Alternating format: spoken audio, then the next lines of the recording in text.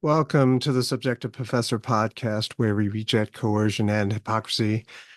This is episode 235, and I'm going to talk about the Vance on Rogan conversation. That's why I'm a little bit late. Not that you wait for the episode to drop, but yeah, I listened to all 3 hours after I got back from school. I was going to do something else, but then I was like, gotta listen to it. My wife started listening to it, and she said that it was really really interesting. So I thought I would yeah, just try to go through as much of it as possible. Anyway, so I finished the episode. I listened to it at 1.5 speed. Um, it's not comprehensive, but I'm just going to go right through and summarize what they said with very little comment on it, and I'll have some closing remarks. That way, in case you didn't want to listen to the entire 3 hours, you have a general idea of what they talked about. And if you were interested, you can kind of listen to the first hour, second hour, or third hour. So first, they talk about the profits in big pharma. Actually, they begin by, Joe Rogan's like, "Hey, so what's it like being the VP? Trump's VP, and how does your family react to it?" He's only 40 years old, so his kids are pretty young. I mean, as career politicians go, especially as people who are one step away from the president position. So his kids are still pretty young, and so they talked about family. It was kind of cute.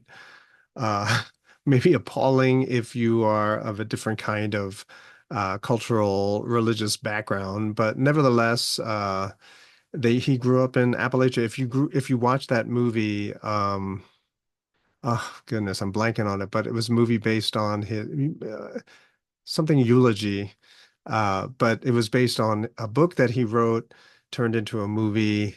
It was interesting, right? But it does give you a look into life in Appalachia, the poor white communities in Appalachia. Anyway, so they go into, I guess after talking about their kids, they go into big pharma and the whole phenomena of transitioning kids. The debate over whether or not it's a medical condition or not. Why do people want to make it into an official medical condition? What is it, gender transphoria, whatever it's called? Because there's lots of money at stake, right? And there may be a lot of people jumping on board and pushing the agenda, partly because it's a way to signal virtue. Hey, I'm with the doing the right thing. I'm doing something kind of on the fringe, but I'm not afraid, and so therefore that makes me a good person. It is predominantly a upper white middle class phenomena. You don't see it as much in other classes.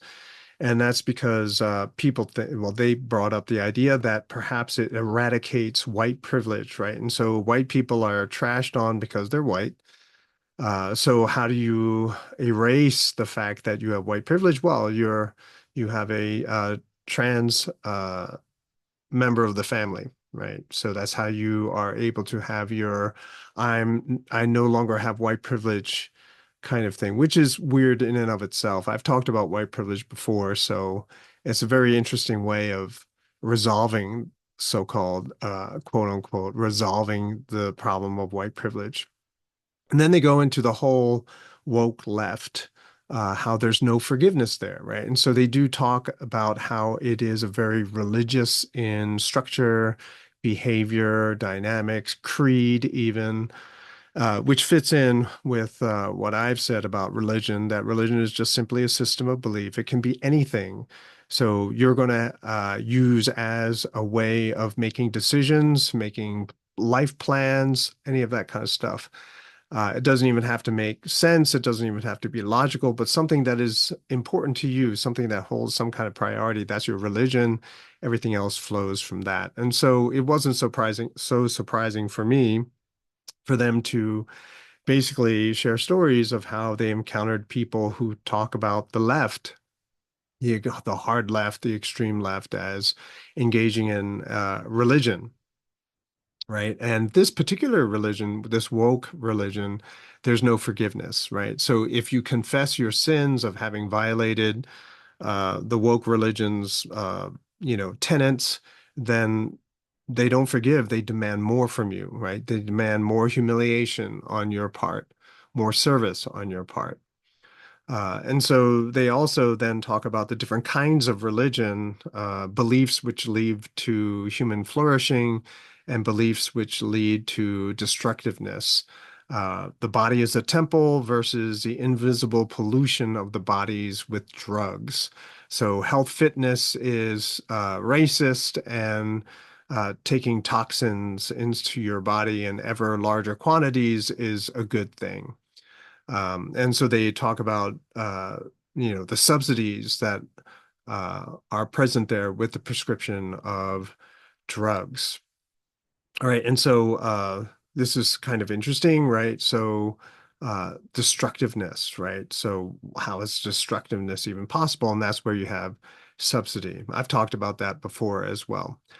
And then before, so I won't get into it here. Then they talk about how people who are supposedly all about the environment, they do so through the carbon footprint, right? So everything becomes understood and seen through the lens of the carbon footprint. So you get to ignore everything else, including people, right? So you get to talk about reducing the carbon footprint, but you say it that way so that if your policy involves depopulating, right? Getting rid of people.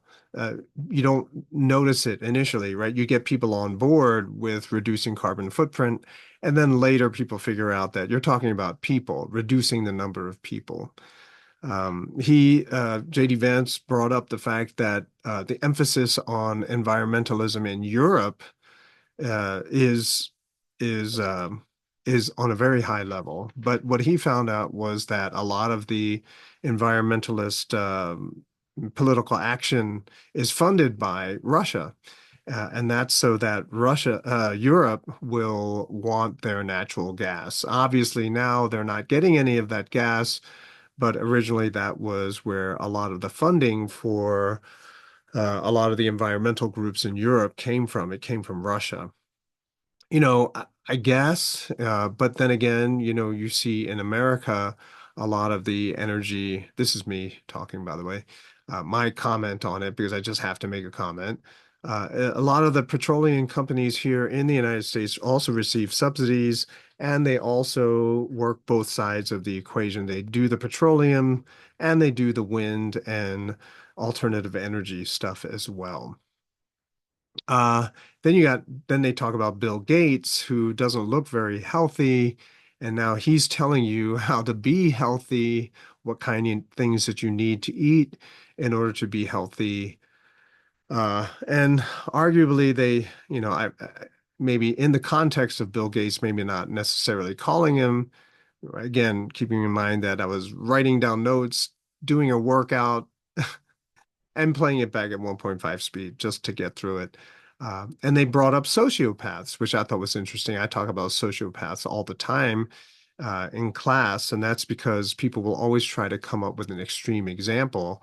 And so I always go right to the sociopaths, right? Because there's no moral compass there, right? And so people always want to argue about morality. But if you talk about psychopaths and sociopaths, not to gloss over the nuance, the differences in nuance. They talk about how sociopaths should be incentivized, um, right? So how do you make people or inspire people to do good things when they don't feel anything, right?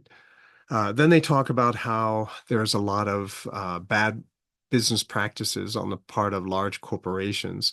And it's that phenomena of socializing the cost, that is making everyone pay for the research, the startup costs, the equipment costs, paying all the employees, right? So you socialize that. In other words, you have taxpayers pay for all of that.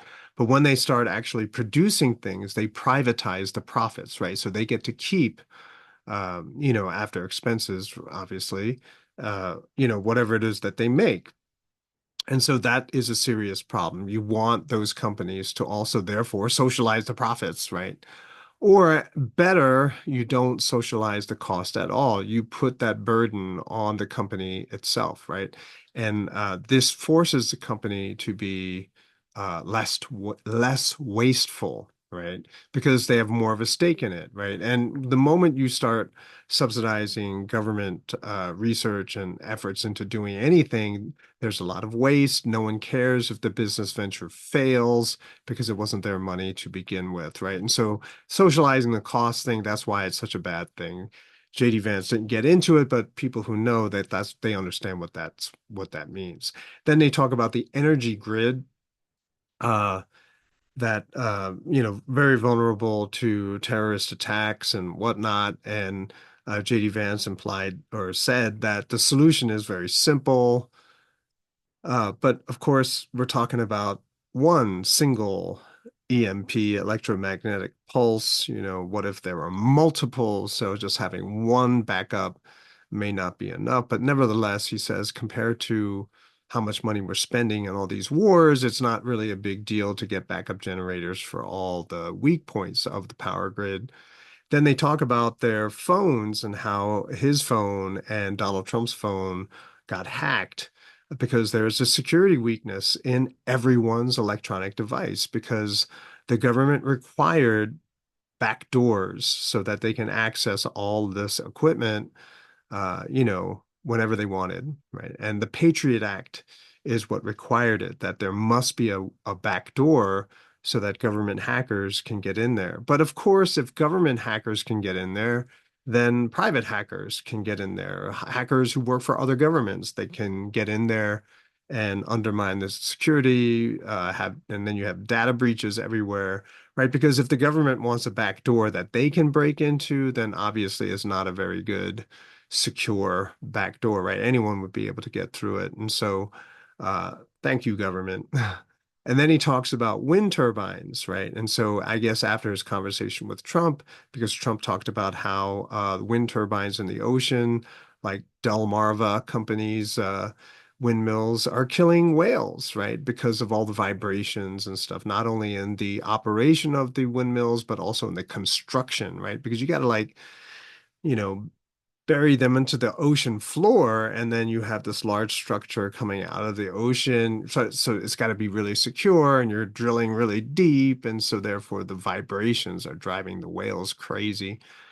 And then the wind turbines on the shore, right, on land, they kill birds, right? And so wind turbines are horrible. They are absolutely horrible because they're not recyclable either. Their lifespan of operation is just, less than 20 years, 20 years max. A lot of turbines fall apart and blow up. They catch fire. So any kind of CO2 reduction is canceled out by just one fire, I suppose. Right. They glow up in glorious fashion. You should check out YouTube, burning wind turbines, and it's just absolutely insane. Also, since they can't be recycled, they're just buried, right? How's that for composting?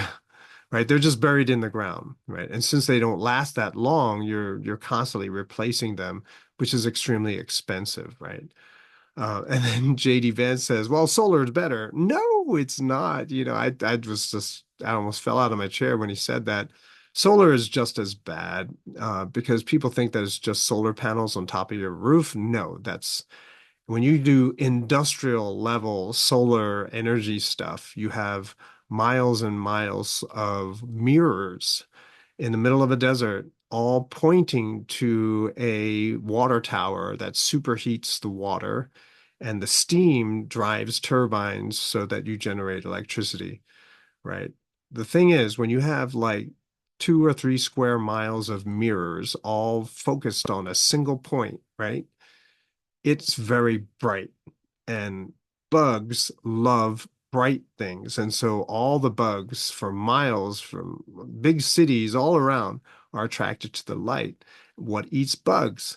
That would be birds. And so birds are chasing these bugs, which are trying to go to the light because they looked at the light, and they all get zapped, right? The amount of heat from all of these mirrors is so super hot that and they have videos of this too, so they just poof, they burst into flames and then they fall.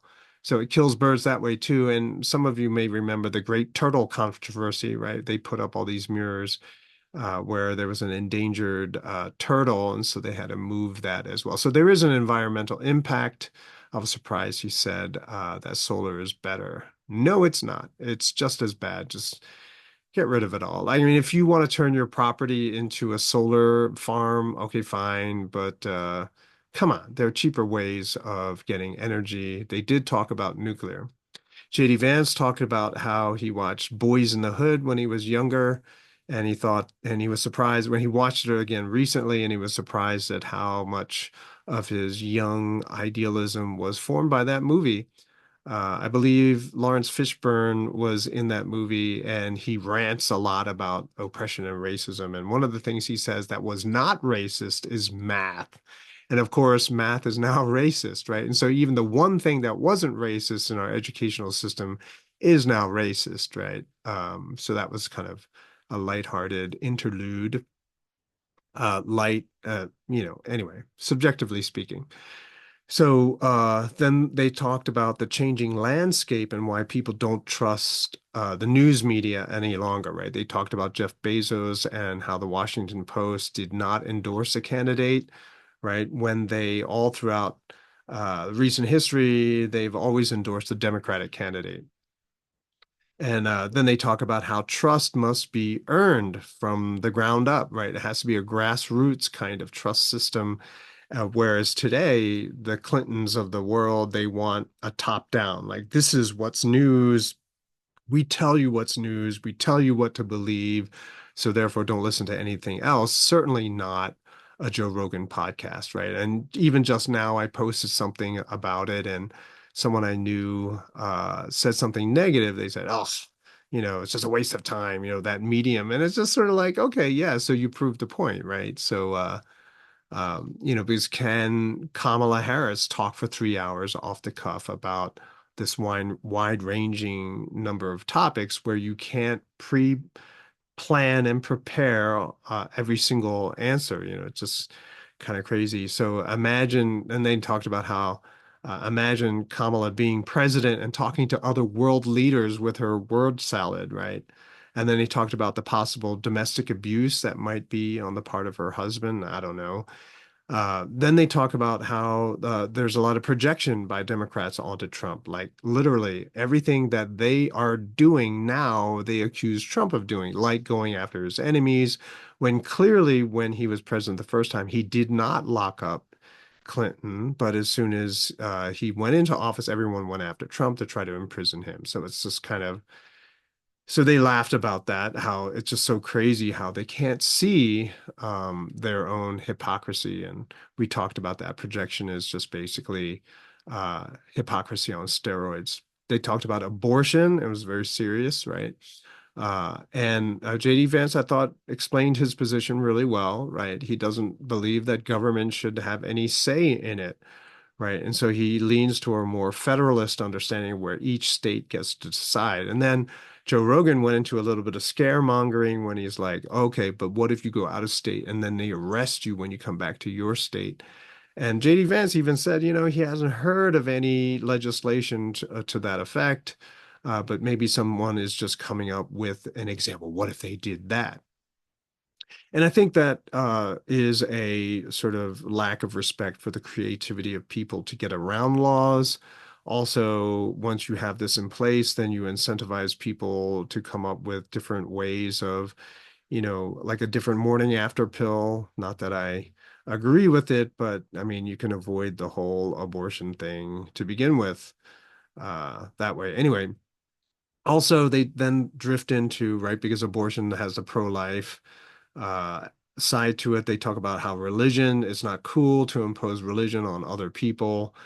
And then they say, but is Christianity really the threat? I mean, you have communities in England where politicians running for those communities, positions to be elected in those communities, are running on Sharia law, right? Which is very sort of radical, what I guess more people would call radical Islamic law, which is very sexist, shall we say, and probably very different from Western understanding.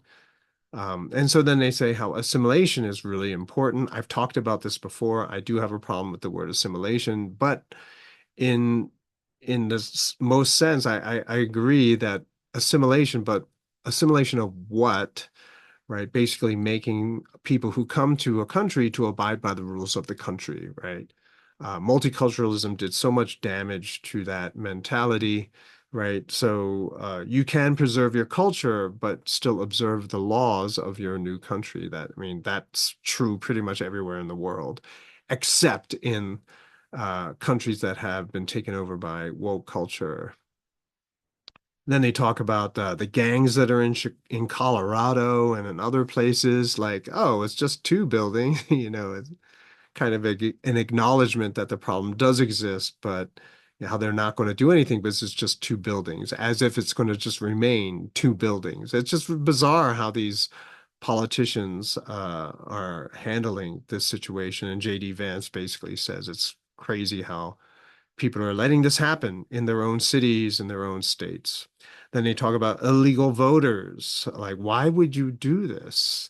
And so you have all of these illegal immigrants coming in because CEOs desire cheap labor. He heard a CEO say that. How true is that? If a lot of them are just simply gang members, I don't know, but they want cheap labor, but you had that before, right? So it's just kind of weird to me to hear that argument. But then what would be another reason? Well, because of voter ID, right? So you want to cheat in the election, and then you're going to bring in a lot of illegals. You're going to plant them in the swing states and hope that they are going to vote for you, right? And maybe that's their homework, that's their assignment to go register and then go vote. Then they talk about hemp. They talk about the drug war, how there was a new process invented or innovated to process the hemp to make it more user-friendly, to make it more widespread in society. But of course, Hearst, who was a newspaper mogul at the time, uh, invested heavily in paper. And then you have other industries who are heavily invested in cotton. So in order to preserve those industries, you had to kill the hemp industry, right? Hemp was being used for paper, for clothing, for canvas. Like he mentioned, the Mona Lisa was painted on hemp paper. The first draft of the Declaration of Independence was on hemp paper, et cetera, et cetera. And so, of course, if you talk about hemp, you got to talk about medical marijuana. And they get into that PTSD and how a lot of mass shootings in the United States are, the shooters have been on antidepressants, how a lot of people don't talk about this. JD Vance was kind of surprised. I was surprised. He was surprised. And then also they discussed how medical marijuana is helpful for a lot of people, including veterans. And so JD Vance just had enough to slip in there. Wouldn't it be better just to stop all the wars? And talking about wars, they talk about Tulsi Gabbard and how Clinton was never in a war. And I just got the thought that wars are not meant to solve anything, right? Wars are not solutions, right? War means that you're not going to explore solutions. You have another agenda, and that's what you want. All right, so my takeaway, I know we're at the 23-minute mark. My takeaway is that no Nazis there. Okay, so everyone keeps calling them Nazis, Hitler, whatever. No, there's no indication that there are Nazis. In fact, because of what they talk about in terms of the corporate corporations, big pharma, and whatnot, it's anti-Nazi, right? Because Nazis, National Socialists, right? It's about socialism, about more government power and ignoring the needs and wants and priorities of the individual. So no Nazis there. Uh, this format of 3 hours, and I think JD Vance was 3 hours and a quarter. They probably would have gone longer. I think they were both surprised that that much time had gone by, just like Trump.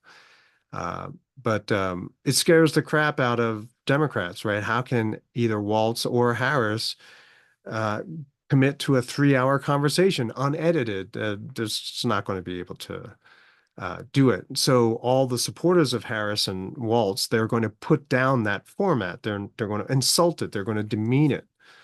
Um, But clearly, by listening to it, you can see that both Trump and, well, not as much Trump, but definitely JD Vance, very much anti-crony corporation, right? And JD Vance, who was in the Senate, had a hard time trying to get any kind of legislation to get traction that would roll back the power of the state to investigate even the train derailments in was it in Ohio? I'm saying East Palestine, right? I think that's what it's called. And the refusal to even try to begin a study on the long-term effects of the spills that happened there. It's just so insane how they'll send billions of dollars overseas, but not spend, a handful of millions for actual Americans. It's just kind of crazy. Um, so this 3 hour podcast and Trump's, you can see that they are fighting against the government in a way, right? Because they're kind of outsiders with their thinking, if not by their careers. And it reveals that our government, our current government, is not interested in the US people. They don't care about the US people, right? It's all the US people are a pretend source of revenue, right? Because they just simply print the currency that they want. And so all they need is people occupying the space so that they can bring in all these illegals and perhaps control them. But just like Hamas, just like ISIS, right? Both creations of the United States or Israel, you know, they become something which cannot be controlled, right? And so, but now you're bringing it into the United States, and that's something that is quite scary to even imagine. So the government doesn't care about the people, so who does? And I think J.D. Vance and Donald Trump are trying to represent themselves as people who are trying to care a little bit more about the people. But of course, it's an uphill battle because they have to fight a very, very entrenched bureaucracy. And already a lot of people are against them. So how much good can they do remains to be seen. One can hope, but then there's the shock of reality. That's it for this episode. Thanks for being patient with the long episode. Talk to you next time.